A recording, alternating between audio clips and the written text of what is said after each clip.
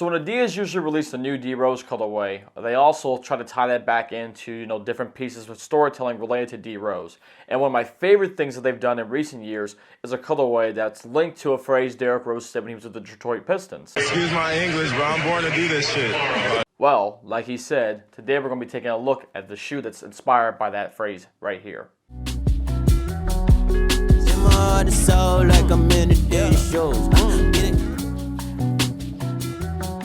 Thank you guys for tuning into the video. Make sure to like, comment, and subscribe. And without further ado, let's talk about this D-Rose 11 and this Born to Do This colorway. So, the cool things about this Rose 11 compared to other Rose 11s is that this one really does give you more of the storytelling attention to detail in terms of this colorway compared to other ones. The Rose 11s actually did a pretty good job about doing that across different colorways, but I think this one just takes it to the next level. One of those first things that they ended up doing was they changed that the Adidas logo is no longer here on the tongue, but you have a rose on the tongue. And what's cool is this one's blue, and on the other shoe, it's red. So it's a little bit different differentiation between the two shoes. Another thing as well is on the back you have your D-Rose logo. That's regular for the Rose 11s, but it doesn't have the Rose 11 branding there on the side, which, it's not a huge deal. But what is interesting is on the back of this one, it says Born to Do This, which is, again, going back into the colorway for this shoe.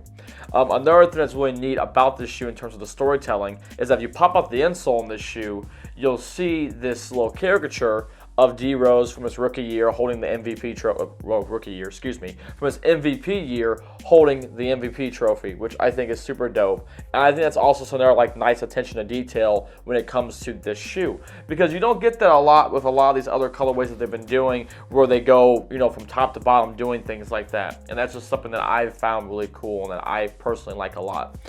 Something else too is that, of course, every Rose 11 has this detail: the stars on the bottom for the Chicago flag, says Rose with 3 stripes for the E, and you have that Rose 7 traction pattern, which I think is still the best traction pattern that any of the D-Rose models have had across all the years. This upper has what I've been referring to as a new generation sprint web, because you can see underneath that webbing through the shoe, and they have that fused material for that upper. So it is what it is.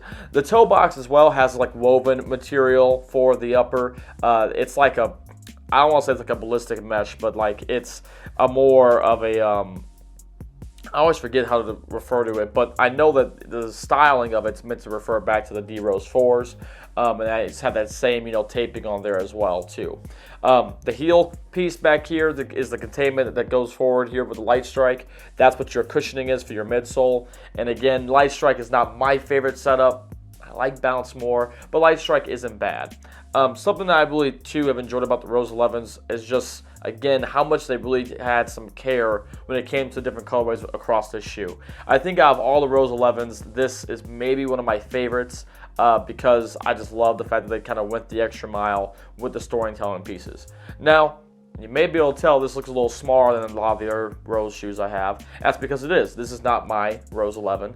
This is actually my friend and a subscriber of the channel, Grace. So I want to say, Grace, thank you for sending these to me. She was very kind to send these to me back in October for the sneaker challenge, so I could be able to, film a review for this shoe. But due to, extenuating circumstances and things like that, I didn't get to actually finish the challenge. I didn't get to film this review, and I'm filming it just now. And as you can tell, it's, when this uploads, it's probably going to be December. So, thank you, Grace. Love you. Appreciate you. Yeah, so I'll send these back here soon. But yeah, these Rose 11s, again, love this colorway. It's super dope. I can't do anything for on feet, as you can see. I would jokingly maybe try to squeeze my foot into these just to, let's just do that. You want to just, I'm kidding, I'm not going to do that. But the Rose 11s are a very dope shoe, and this is probably the dopest colorway that they have of the Rose 11s in terms of having a fullness to D-Rose's own story and with the storytelling on this model and this colorway. So yeah, I want to thank you guys for watching this review. Make sure to let me know what you think down in the comments below. Do you like this Rose 11? Do you have another favorite Rose 11 compared to this one? And honestly, there's a lot of Rose 11 colorways that I could be thinking of like one that I like more. The Phoenix, the first colorway I got, is probably one of my favorites too. But again, it's when they really go that extra mile with the storytelling that I'm like, this is dope, you know? So yeah, let me know what you guys think down below in the comments. I'll be back with some more D-Rose reviews here shortly. I have a bunch of Rose 4 reviews to do of the Resto mods, as you can see on the D-Rose clock behind me, and a 1.5 Resto mod low top review as well too.